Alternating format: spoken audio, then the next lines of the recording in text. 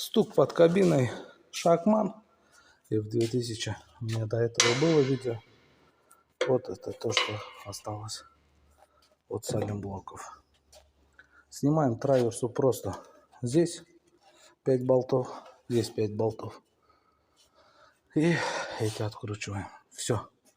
Домкратим. И вот эта штучка выходит. Выпрессовываем саленблоки. Вот так выглядит законченный вид. Все пособирал.